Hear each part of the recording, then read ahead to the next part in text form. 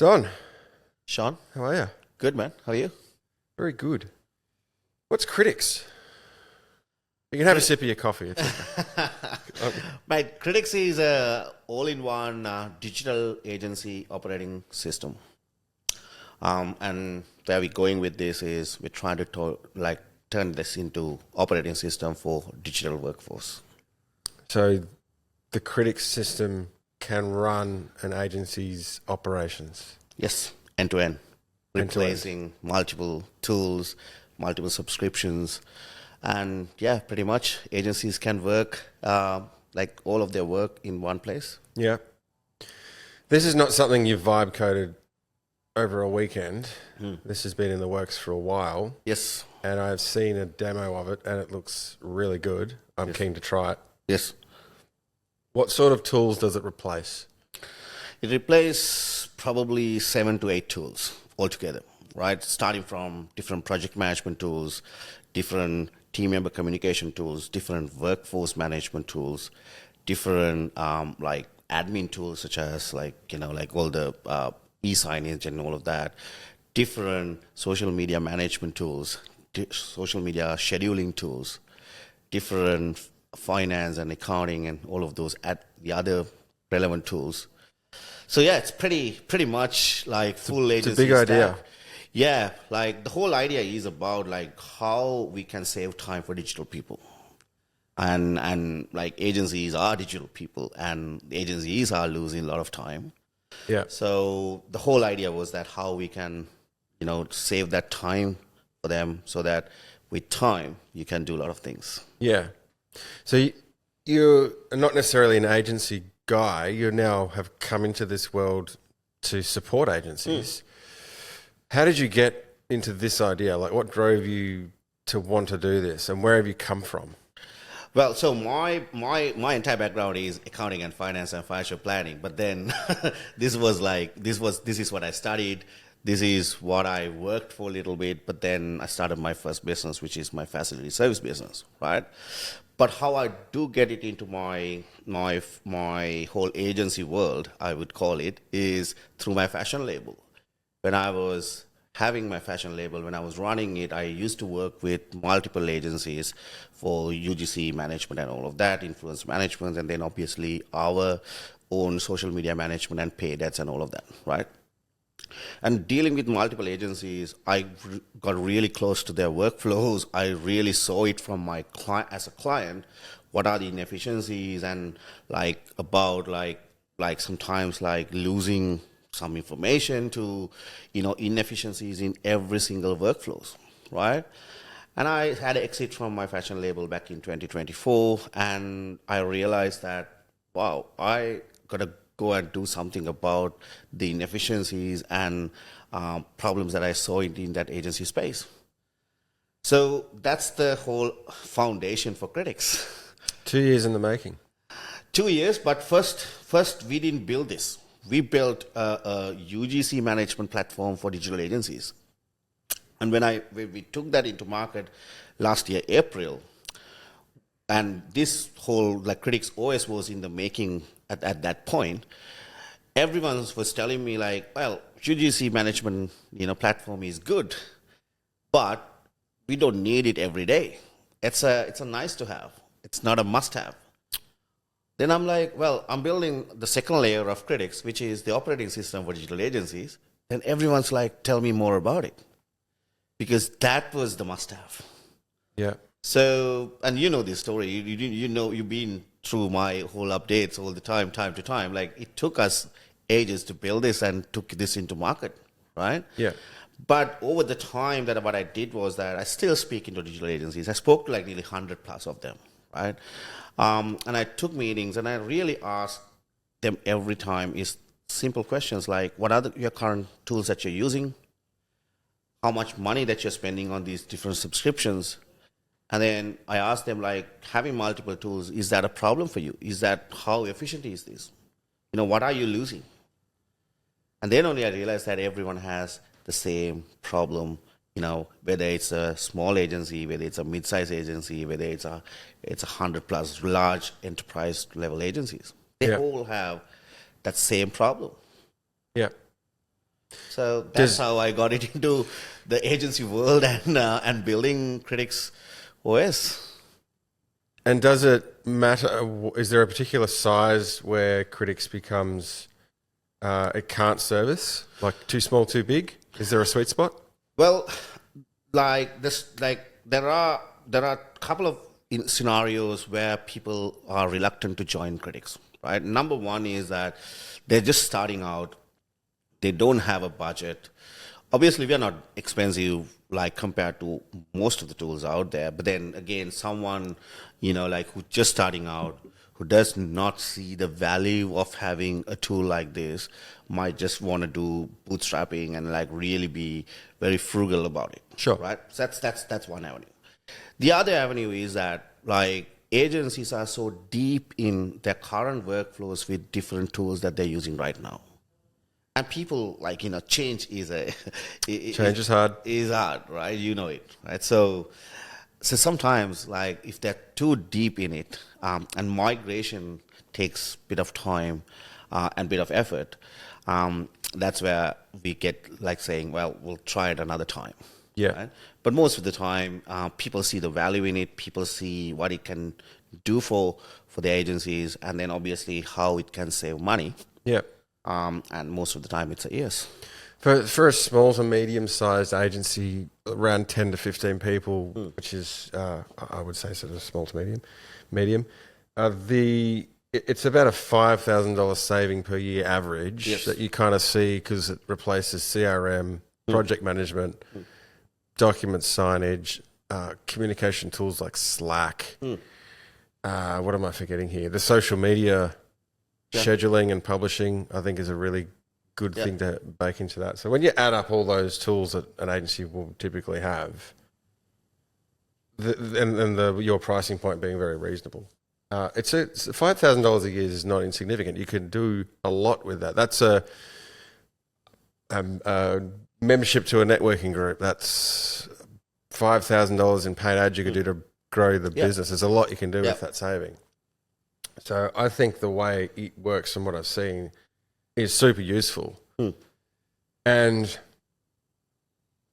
from our own experience releasing a SaaS, if you keep your ear to the ground with your first batch of users and listen to them, you get really good feedback on what you're missing 100%. Out on and what to change. Because you go down like, we think we want to do this. This is going to be great. And then you find, oh, actually, this is what collectively people are telling us. 100%. Yep. And so you've got about 75 agencies on there now, if I'm not mistaken, and they're your foundational members and they're giving you feedback. So they are helping you to refine it. Yes. As we go. When does the doors open? When can we start to get in there and actually use it? Because there may be other agencies that hear this and go, oh man, how do I get onto Crittiks? Yep. Or at least to try. Yeah, of course. So at the moment where we are with that 75 agencies is we try a lot of feedback loops, as well as we're trying to look at over a period of time how the impact worked and how much sort of like savings, time savings. We're tracking data a lot. At the same time, we have a very small development team, right? So obviously our cap is at 75 at the moment. Lean and mean. Right. But again, we have another 45 in the wait list who basically waiting until the doors open. But what's stopping us is a couple of things. Number one, our mobile app is not out there in the market yet, which is why we're delaying this. That's number one reason. Second thing is our CRM functionality is new, and we want to sort of like really use it. Like, I mean, let current agencies, only batch of them use it, try it. Because we don't want to go out there and then burn the bridges, and we don't want to go out there and put a product that is half cooked and half tested. Because end of the day, Crittiks values the relationships. Crittiks values that this is someone else's workspace, and the information, data. Because we're very big on security. We have bank level security in the Crittiks platform, right? It was something that I was very anal about with my developers. Like, we want to make sure that, because this is like Crittiks have a different client portal for all of these agencies for their respective clients. That means that clients are coming on board.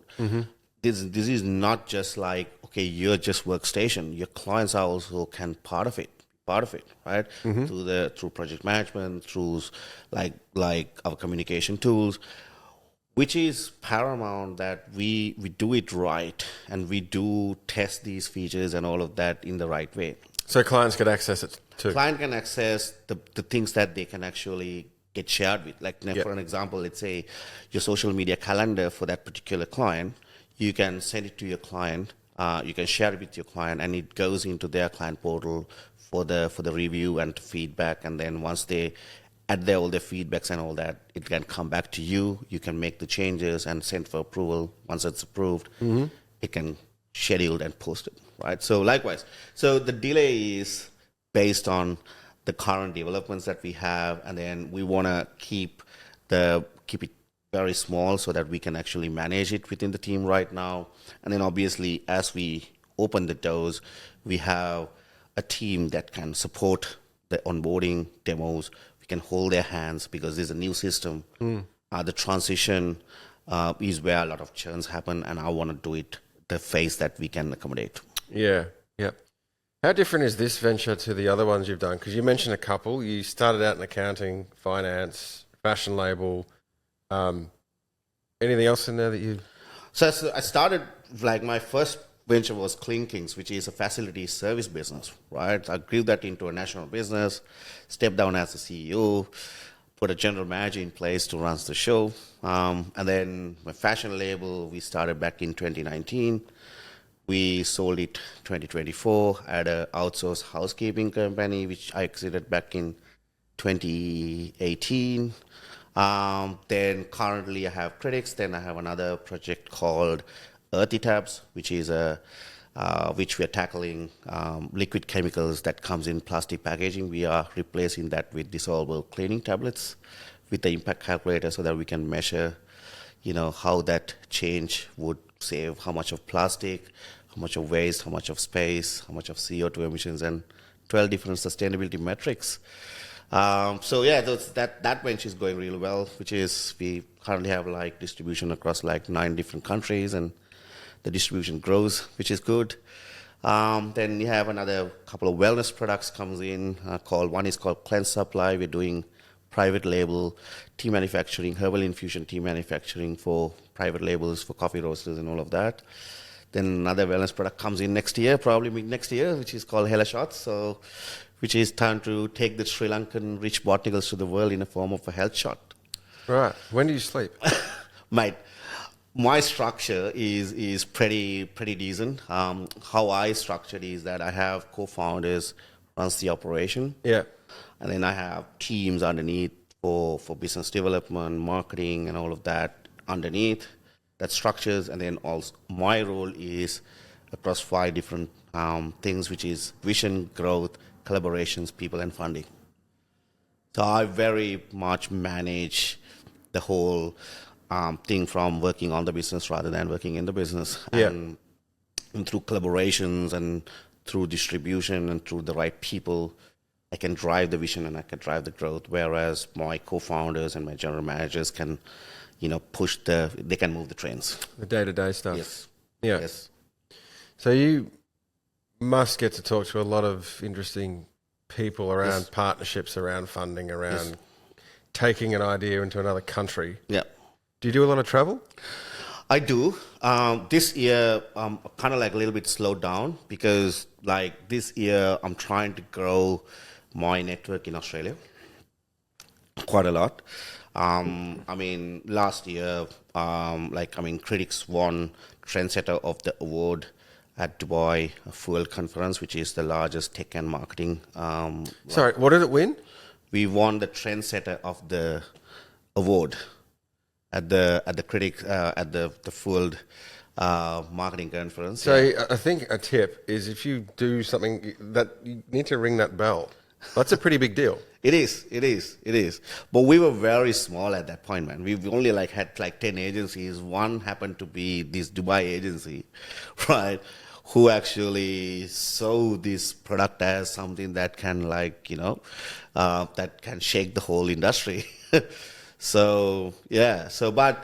but we going very slow. As I said to you before, it's just right now for me is that like I want to find 100 people who love the product rather than 1,000 people who likes the product. Yeah, I get that. Yep. So, as you're sort of letting the chain out slowly with this, is Crittiks getting much of your focus now, and the other ones, because the other ones are kind of humming along? Yeah. Yeah, now Crittiks has a special place because Crittiks' roadmap is not just ending with just the digital agencies. That's what it is, right? Because what I see as the biggest problem out there is that now, if you look at like products like a lot of products, they're just horizontal products, right? That means they're just one product, but just it expects like any business to use it. And then some businesses might use it for their 100% value add, but then the other person, like other businesses might use it just for 20%, right? Yeah. Crittiks and my vision is vertical. That means my vision is that I'm going to bring the system that is pretty niche down to that particular industry, right? By doing that, I'm giving the best valued product for that particular industry. And at the moment, we're talking agencies. That right now, it's digital agencies. What's next? E-com brands. Because it's the right thing to do. If I served digital agencies, that means their clients are mostly e-com brands. Yeah. Right? And then we have like 13 different sub digital agency categories which we need to conquer, which is starting from PR agencies, starting from UGC agencies, starting from influencer management agencies, starting web development agencies. So the sub-verticals are big. Yeah. And it's not about rebuilding this thing every time. You're just adapting or adding something, removing something. Yeah. So the foundation is done. Now it's about like looking at, now I was talking to a podcast agency owner the other day, and I said to him like, mate, you can use the product down the track, but then we only give you 80% of the value. Let me bring you a few other features such as like a booking calendar, things like that, which can, now the platform can be, you can use the 100% of the platform for your use. For me, it's about like, I'm a business owner. I'm an entrepreneur. I don't want to use a tool that I don't, if I'm paying for it, I want to use it for the maximum usage of it, right? And I believe that. And if I'm building a product, that's my vision as well. How I can deliver tons of value to my customers, and then also build a strategic partner network who can serve them the best. And that's how, I got in touch with you, because I saw Fishr as a great value add for the customers that Crittiks is serving, which is digital agencies. And that's why I told you, like, Mike, I really want us to partner, because I can bring the best value to my audience and my customers. Yeah, and I see the same value as well. What drives you? You start things, but you seem to actually finish them, which is not that it's rare, but a lot of people start stuff and don't finish them. Like, you just seem to, you figured out the playbook, irrespective of the business, what you're getting into. You've like, I've got an idea, I'm going to go and execute the, test the market, get something going, and then I'm going to put people in there to run it, and then I'm going to move on. Like, that's your playbook?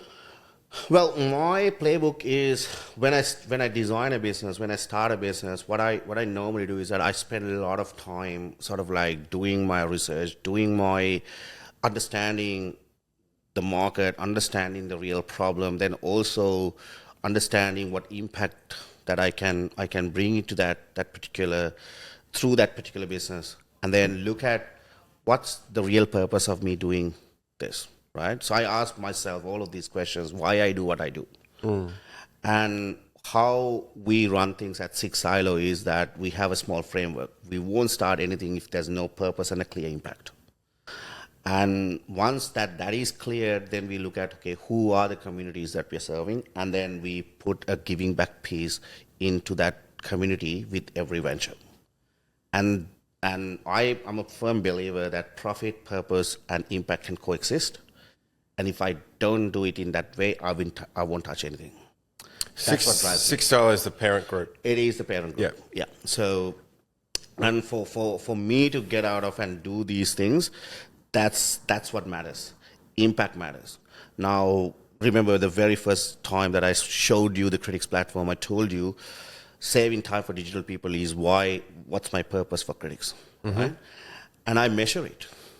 I measure it to see how my impact is impactful. And how do you measure that? So we put metrics through the platform so that we can calculate how much of time that the people have used the platform and all of that, the tools and all of that, just to get a little bit of an average figure right now, not the exact figures.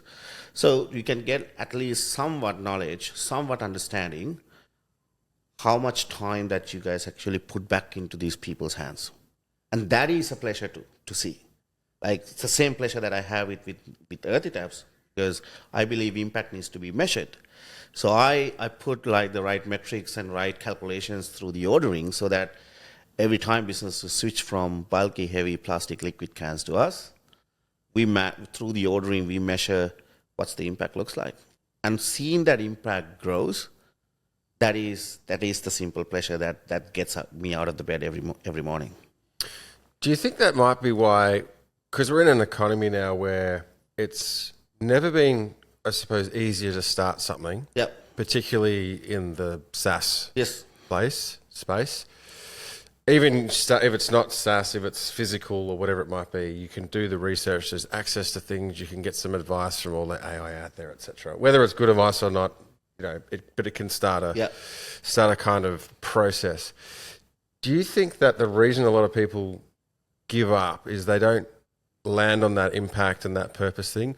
Because the reason I ask is I saw something yesterday, an interview with Eric Schmidt, who was he was the first real CEO of Google. He took Larry Page's job when they started to get big and launch, and he was responsible for making Google, and Larry took it over again. But he's extremely wealthy, and his whole answer to a question about money was, money's irrelevant if you find your purpose, and that is what makes you happy, and the money is just kind of a byproduct. Yeah. And it got me thinking that when people they want to do something, let's say they've been unseated by AI, or they're listening to this and go, I don't like my job, I want to do something else, and they're chasing money. That's never enough to keep them going, to actually get through all the shit they have to go through to get the money. You need to actually have that purpose, have that impact. Why am I doing this? Yes. And if you crack that and do it right, and you've served people, the money comes. Yes, money always comes.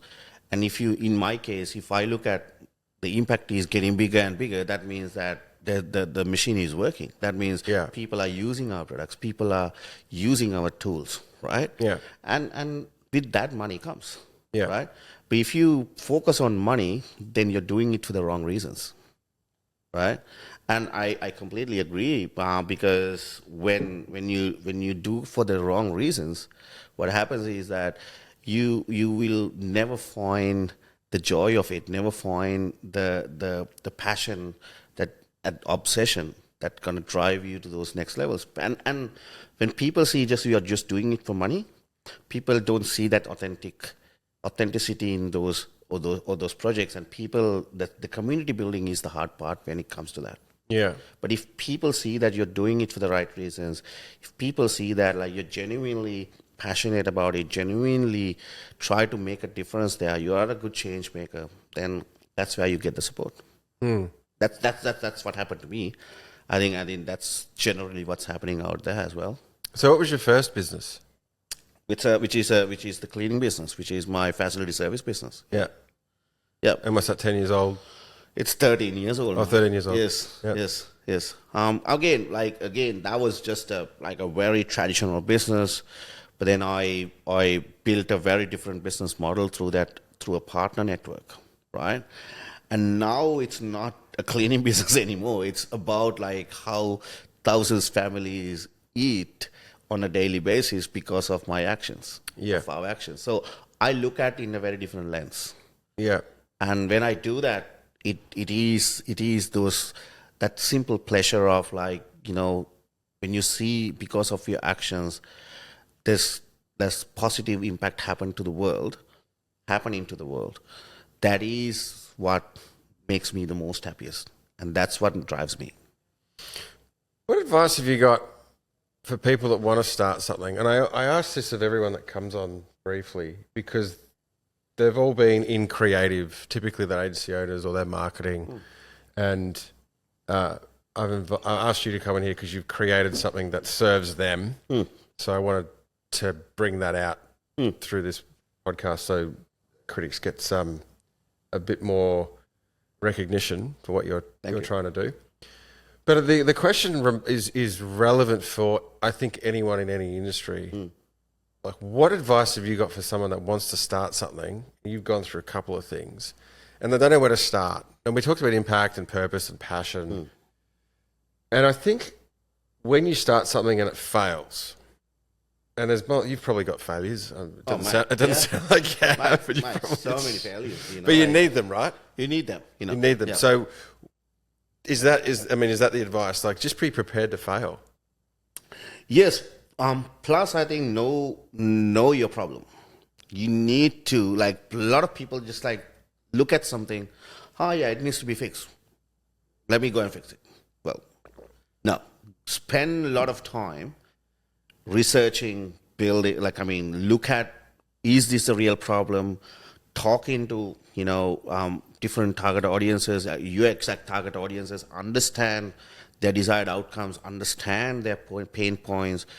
Become a subject matter expert of that industry, of that problem, and then look at, is there a real problem to be solved?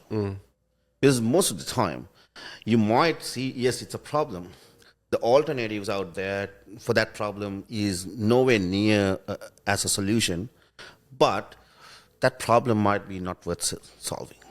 There's not much, let's say, in this instance, not much money behind it. What happens is that if there's no money behind it, that there won't be any sustainable business out there. That's what happened to Crittiks at the beginning when we went into the UGC. Yeah. Because it's a must. It's not a must-have. It's a nice-to-have. So that your income is very inconsistent, right? And it was my mistake. I didn't read the market very, very, very good, but I did pivot very well. So I would say, in this market, in this current economy, the pivoting and adaptability is another thing. You need to be very, very agile. Yeah. Right. But at the same time, spending good time understanding your market, researching the market, understanding the pain point and desired outcomes and all of that, those things will give you a thorough understanding what's the problem that you're going to solve. And then if you attach that, why you do what you do into that, well, there's a highly likely chance that you can pull it off. Do you think it's a muscle that gets stronger the more you do it? It is. And with the current AI tools and all of that's out there, the research and the capabilities, you can do these with very, very, very short time. Yeah. How important is partnerships? In my opinion, it's the best. It's the crucial, right? Because the right strategic partnerships, right people can strengthen your product, strengthen your relationships, strengthen your networks, and can open doors for us, and it's vice versa. Yeah. Right. And I believe partnerships has to be a win-win situation. It should not be just a one-side win situation. Right. So when I look at partnerships, I look at how we can add value to them as they're adding value back to us. That's number one. Number two, who are they? What their values? What they stand for? Because I don't want to go with a strategic partnership just for the exchange, but I want to represent. I want to do co-marketing. I want to do co-events. I want to do things with them. I want us to build a community of like-minded individuals together in our own pockets. But then I won't be able to do it with not the right people, right? So, yeah, in my opinion, it's crucial. So, what is the future for Crittiks? Is you're going to take that model to other industries, so agencies and then e-com. Yep. What else you got in mind? Right now, those two are our I would say like the main ones. Yeah. Right. Then probably like at the moment we are looking at few others. Right now it's not confirmed, but right now it's those two is the main ones. Plenty to chew down on with those Oh, two. mate, like because as I told you, there's 13 different verticals in digital agencies that we can tweak this to. Yeah. So for me, the most important thing is how I can talk to these kind of different small verticals within the digital agency space, and then nail them first before I go and tackle in a very brand new industry. Right. Real estate is another one that we can really do well, because like I have a couple of real estate agents actually want to try the platform, because they said like, you only do few tweaks for us and then put a little bit of more integrations for us, and then voila, this can help their agency. But then it's a brand new industry which I don't understand much, so I was keep sort of like safeguarding it so far. But e-com and digital agency space, I understand. Yeah. I understand their pains. I understand their desired outcomes. I can speak their language. Yeah. Yeah. So you've been able to reverse engineer Yes. the solution Yes. to the Yes. problem. Because I can see myself in their shoes. Yeah. And that's what it is. It's interesting that you came to this idea being a client. So a lot of the conversations from people on that couch is the challenges they have with clients. Yep. And everyone has clients. Well, a lot of people have clients. If you're a business owner, you've got clients. So how did you find agencies in general that you were dealing with for your companies? Where there were some good ones, some bad ones. Do you ever feel like it's when things go bad, it's a two-way problem, Yeah. not necessarily on one or the other? Yes. How did you handle? This is an interesting lens to get this answer as a client when stuff went bad. How was that handled? How did you handle it? What was the outcome with your agencies that you were working with? Well, we went all the way in with our agency because with Amos is exiting, as we exit Amos, I actually the co-founder of Crittiks, Shanik, is the one of the part of the Arc Creatives, which is a digital agency who we used to use.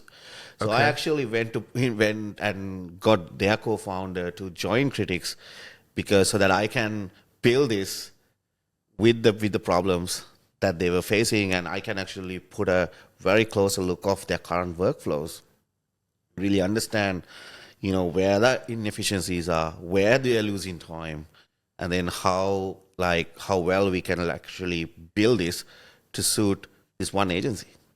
If it suits to this one agency, then it is a solution for all the other agencies Of that type, yeah.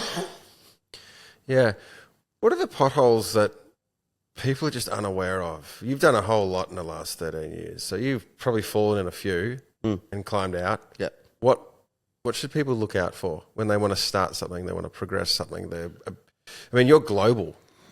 Even that is a big jump. You think, because you can think sort of Melbourne, Victoria, Australia.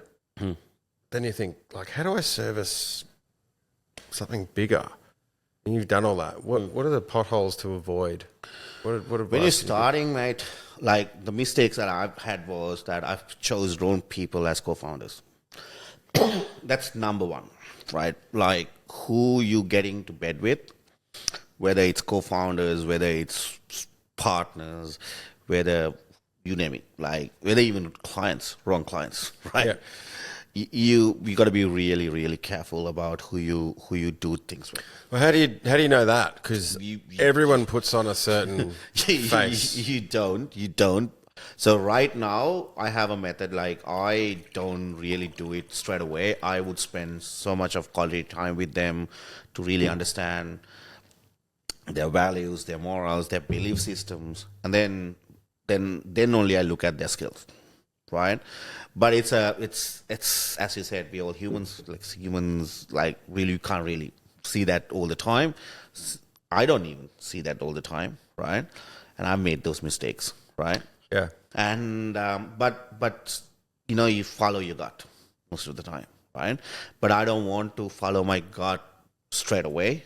I want to let my gut feeling improve over time Yeah. to make a decision now. That's where I'm at, right? The gut thing's interesting. The spidey sense or whatever, it does get better. It Yeah. gets more refined as you kind of amble along down the road and make Yeah. mistakes. Yeah. And whether you just keep them unconsciously, subconsciously there, like you do get better at picking the right people, Yes. avoiding the right people. That's what I've found anyway in the sort of 15 years I've been stumbling along. And when you, I think it's Les Hill. He's a motivational speaker, and he says, align yourself with the right people and get the losers out of your life. Is paraphrasing a bit there. Yeah.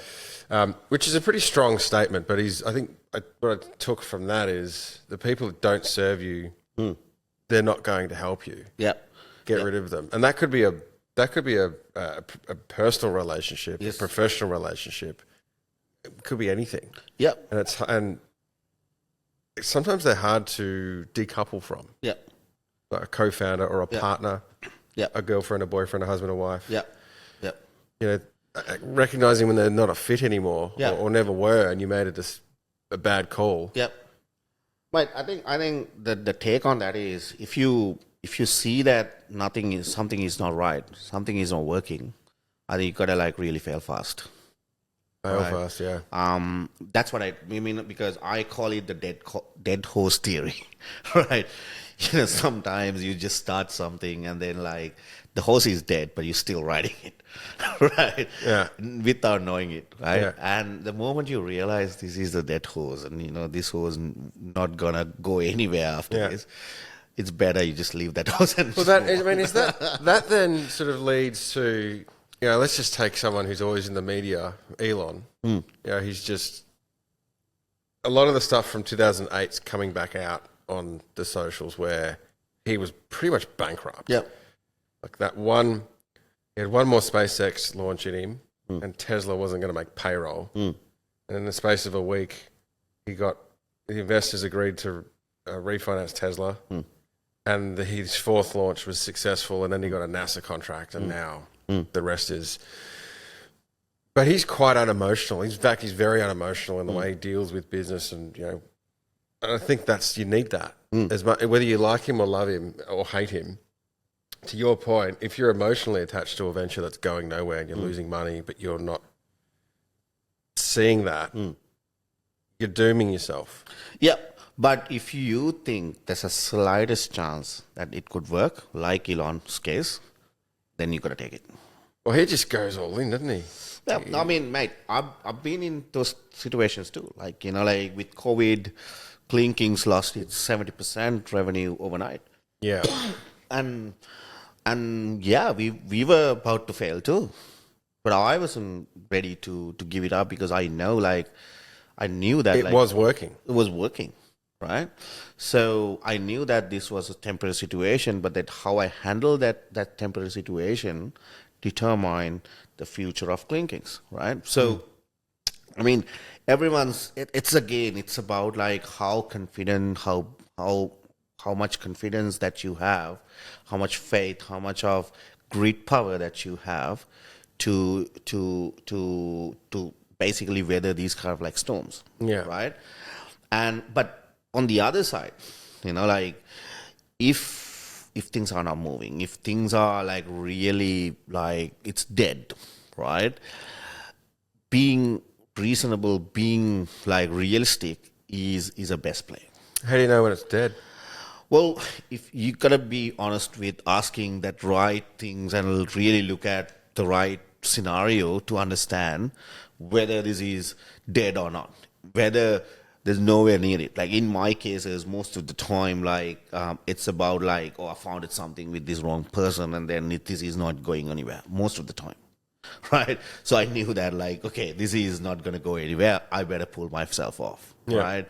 Like, I mean, one of my other failed ventures was that we started something and we went into this strategic partnership with this company, and then we were so much relying on their technology, and then they got a patent infringement. Well, there's no way. I mean, even the investors nearly put the money into the account. It's like, no, this is not going to go anywhere. So I quickly failed. Things like that, right? So there are things that sometimes internal. There are some things that are external. How many times have you failed? 4 times. 4? Yeah. How many times have you succeeded? Probably 3. It's pretty good. Yeah, and then who knows what's the future hold? But yeah, there you go. I think like failure's good. Mate, fail is good, but excuse my French, but like a lot of people mix the fail and fuck ups, right? If you don't do the right thing, if you don't give you 100%, if you procrastinating, if you are not putting the work to make it success, and you call, oh my God, we failed. Well, mate, no. But if you genuinely put 100%, if you make it, if you put that right effort, right resources, try to do everything by the book, everything's right. And if for some reason it didn't work out, well, you can call that a failure. And failure is the mother of success, but fuck-ups are not mother of success. Yeah, that's an interesting way of... but people don't really separate the two. Yes, but sometimes, most of the time... There's good failure and bad failure. There's failure where you learn, yes, i.e. a blown-up rocket, yeah, and then there's fuck-ups. Exactly. Where you've misread everything, not put in the effort. Yes. Yeah. Yes. Where's AI going for us, the world, agencies, what you're doing? This is a question I've asked everyone because everyone's got a slightly different, there's a bandwidth of takes on it. And I really like to get a sense of, some people are optimistic, some are not. What's your vibe on it? Well, there's two folds. Number one is, most clients, they expect agencies, they still want agencies, right? Because they want to, fundamentally what agencies does is, agencies take those work that needs to be done in the most professional, most optimistic, most efficient ways to the clients, where clients can focus what they do best, which is their core functionalities. So that's why they get outsourced. The agencies get the outsourced work. Yep. Right. But then on the other side, now clients are also seeing AI is coming. There's so many things that can be used, use AI to cut cost, do things efficiently. All of those things, right?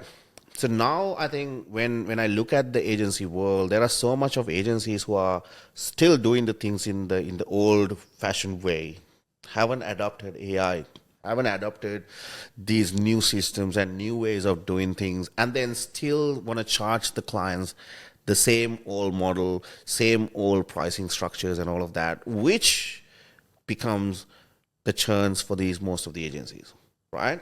So I think if you are a digital agency owner, you gotta really, in my opinion, you gotta really understand, everyone wanna see how the AI has been utilized and optimized and used for their work of things in the current world, and how, if you are an agency owner, if you can adopt these things, and then if you can go back to your class and say, guys, we have adapted AI, new tools, new things, and we managed to save you X amount of dollars, which we are now happy to pass it back into you in this new year, especially this financial year and all that. If you can do those things, you will retain a lot of your clients. So you don't think the agency model is dead, it's adapting? It's not dead, and it needs adapting. That's my call. Yep. And agencies who won't adapt will be left behind. So is there an argument that we could make that if Crittiks was to bring on various tools, create their own using AI to service gaps, like you seem to be very good at extracting what's needed, either from talking to your clients, running focus groups, etc. There's possibly a gap there that you guys could fill around this type of agency needs this type of tool, and it's kind of out there, but not really. And that just goes into your wheelhouse. True, but we try to, so Crittiks is the operational layer. We don't want to become jack of everything. We don't want to do that, right? So we will sit in that operational layer. But let's say, for example, like branding tool like yourself, right? I mean, like Fishr can be used for the agencies. It's better for us to go and bring you guys on board with us rather than we try to build something like that. Yeah, that makes sense. That's how I look at it, because Yeah. we want people to work on our works like as the workspace. We want the operational layer to be handled by us, but if we don't want to become like, we want to go and like look at, okay, the video editing, or like, let's say we want to do something like Seed does. No, we don't want it. It's not how we're going to look at it. But we will, the next layer for Crittiks is called Voris, which is Voris Workspace. We're going to bring like something similar to Google Workspace. We're going to bring emails, meetings, calendars, and all of that, which is our communication layer, which is going to plug it into Crittiks. Yeah.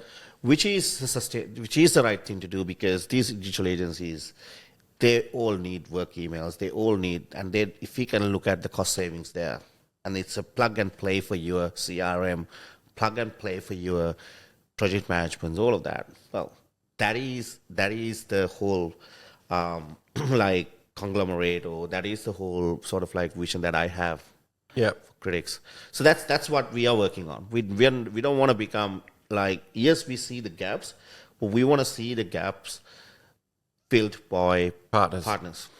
Yeah. Because you plan to go global. Well, you are global. Yes. What's your biggest market?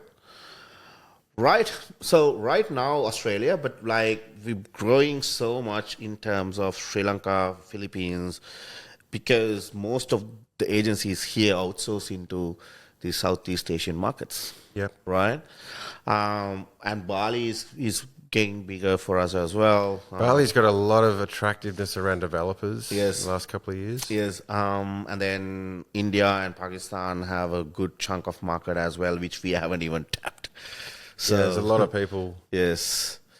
Yes. A lot of back offices. Yes. Out there as well. What about the US, UK? Well, we Europe. had a couple of conversations with US and UK.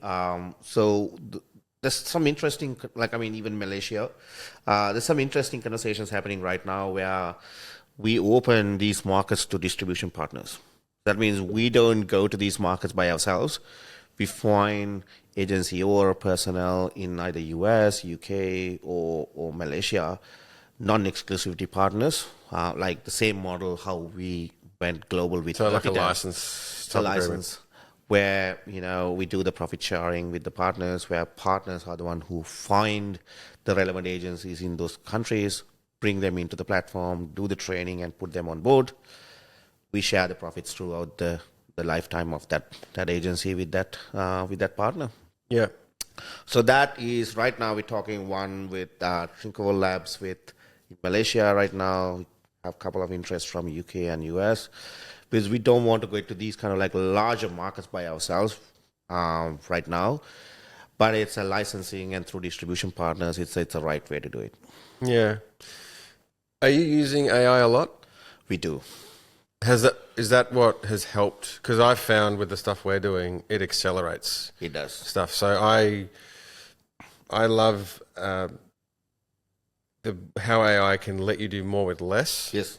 And that's what I think it should be used for. It's Yes. a really good layer just to build on foundationally, and you can do, Fishr might have been we started at the start of last year, albeit it was done sort of part-time in amongst the agency because we built it for ourselves and then realised there was a market for it. Mm. So it probably would have been a 12 to 18-month project prior to having the tools out there to be able to do things much faster. I think there's, you can 10x things these days. And Oh, mate, 100%.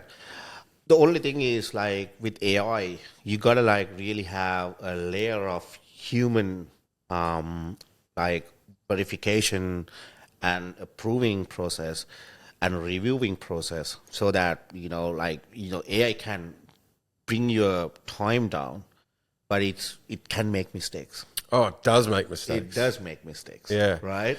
There was a thing the other week where someone vibe coded a solution and they're like really happy and it solved this problem, and then all the APIs broke, and they were down for like 2 days and it cost them millions. I forget the company. But that whole one thing, like, pretty silly just to flip everything when it's not been battle tested. And then it's gone down and they lost 2 days and millions of like that.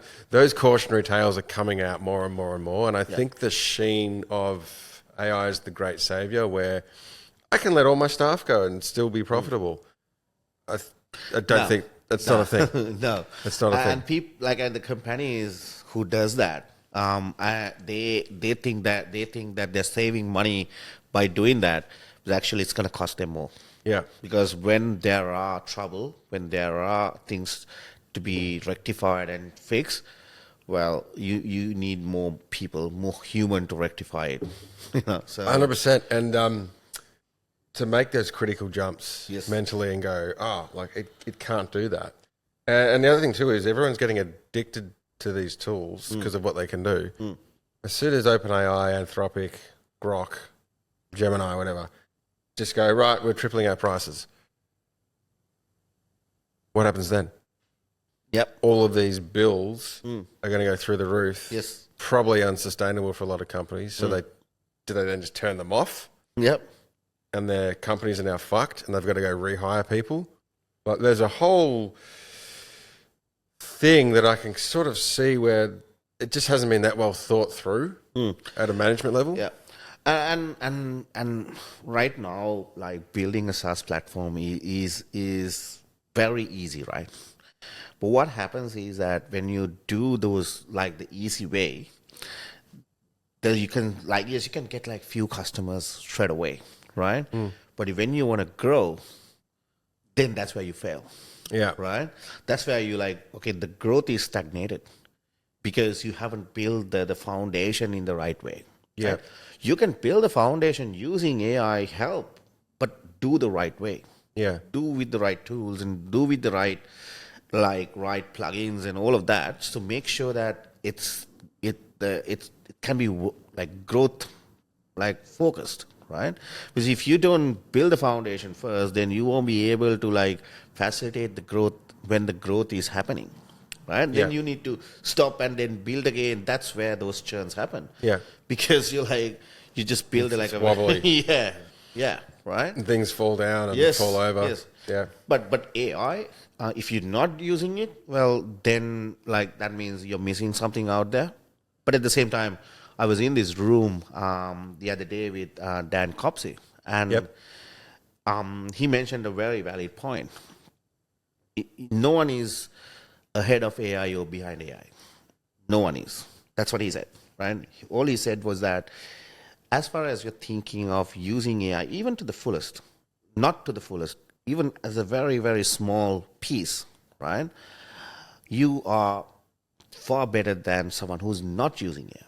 So if you're not using AI, that's where you're missing out. But if you're using as even little by little, just to summarize an email, even that bit, that's going to save you 30 seconds of your time, and then you multiply that with 100 emails, and then multiply that with 7 days, multiply that with 30 days, multiply that to 365 days. Look at the impact. Look at how much of time that you saved, even with a little bit. That's how you're going to look at it. So it's about you're not too hard on yourself. Oh my God, I'm missing out. No, I'm not doing as much as other people does. All these other social gurus out there in the socials are saying, you can do this, you can do that. You can try to do everything is also hard sometimes when you're running a business and you have a lot of things on the plate. You just got to start. You got to start. Yeah. That's what he said. Yeah, the chat I had last week was, it's like if you go and do 3 sit-ups and then you complain when you don't have a 6-pack, you've got to do it every day. Yeah. 200 sit-ups that consistency. for 6 months. Yes. And then you get the 6-pack. That's the same with business or the same with AI, the same with what you've achieved. You got to show up every day. Show up, consistency, and then the compound progress. Yeah. Yep. Do you think that consistency and frequency are the pillars to actually getting somewhere? Because it does compound. If you do, 10 things a day, to your point just before around your email saving time, if you just, let's say you do work 5 days a week, you do 10 things a day, that's 50 things a week, which is 200 things a month, which is 2,500 things, different things. It might be like, I'm going to call Don today. Yeah. I'm going to send that email. I'm going to look at this tool. And you set aside, I don't know, 2 hours a day or an hour a day or 5 minutes a day to do 1, 2, 5, 10 things. Yeah. That adds up. Yeah. And it's the whole Kobe argument when he used to say, I show up to the gym earlier. Yeah. Because I put in an extra 2 hours every day. Because at the end of the year, no one's catching me. Yeah. And at the end of 5 years, and that was Kobe. Yeah. No, 100%. Yeah. And those two, and then I would say, in my case, delegation. I delegate everything that is I don't have to supposed to do. I delegate it to someone else. Yeah. And plus, the other main thing for me is that when I look at this signal to noise ratio, I've listened to like Elon Musk and even like Steve Jobs used to have this All signal, like no all noise. signal, right? All signal, no noise, yeah. I mean, I'm nowhere near them, right? But I'm trying to put like 3 to 4 things into my plate on a daily basis that are crucial for that day, and then try to finish those ones. Yeah. Then have like this big rocks versus small rocks theory, right? Try to finish these big rocks first. Crack the big rocks. Crack the big ones. And then those big ones adds up on a daily basis, weekly basis. That's what most of the work will, like, that's where the most the compound progress happen. Yeah. And the little ones Adds up. yeah. But there's stuff you're naturally going to miss. Yes. And that's okay. That's okay, man. That's okay. It happens, right? And you can always pick those one back up, and then you can squeeze it into the little time slots that you have. Yeah, I think that's an interesting point. There's a lot of people that I've seen, I know of, who they answer an email straight away. Yeah. And then they get into an email conversation.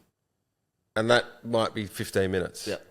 But that also might be every day. Yeah. And it's this whole compounding thing. Yeah. Whereas if you just go, I'm going to do this bit of my day, like you just become more efficient and you can claw back those little bits. Yep. I mean, I allocate every day 2 hours for my research, right? That's uninterrupted time. I switch off my phone. I mean, I put it into silent modes. I make sure that 2 hours is uninterrupted, right? And time boxing is a tool. Is something that I use as a technique because when I put that time boxed it, I'm dedicated to get that finished. Right. Sometimes the time boxing, some tasks require more time, but then I time box another time during that day or tomorrow so that it's uninterrupted time for that particular task. Do you do that at the same time every day? No, I do have different time slots for different days for my research. For the simple reason is my days are sometimes like mashed with different projects or different things, but I'm normally my times are at night. That's where I find uninterrupted time for myself. Yeah. Away from all the noise and all of that, where I can purely focus. But the way that I do my research is also different. I try to break my companies. Every single day, I pick one company and then I try to break them. I try to look at... What does that mean? So let's take Clean Kings. Right. Okay. So I look at... Because that's still going. You haven't sold that. Yeah. No. How would you try and break that? For an example, I look at the current threats. I look at how we are ready. I look at what are the current, common problems that we get across the group. I look at how's our proposal sending at the moment, what structures we can use, how AI can be useful. How right now these days I'm building a small tool for Clean Kings as an intent OS. Because to get, we put these parameters to understand, what intents people have to change a provider, and then we analyze these intents across socials to see the responses, Reddits and all of that, then look at those signals to find new leads, things like that. So I try to look at ways to optimize my current products, look at where the loopholes are, where we can break things. Because if a competitor finds these and they break us, rather it's I find it and I break it and I try to fix it before it happens, right? Yeah. So that's what that research time does for me. Also, look at the current developments in the market, current trends in the market, what are the new things that can be useful to my ventures across Six Ilo, Yeah. things like that. So it's a fun thing to do. It's Is there any new research you're doing? So let's say you've had an idea, like I want to start a podcast company. Do you spend that research time at all on those new things? Sometimes I so Six Ilo across my plan is to put it across 5 different sectors, right? Where's the 6 come from then?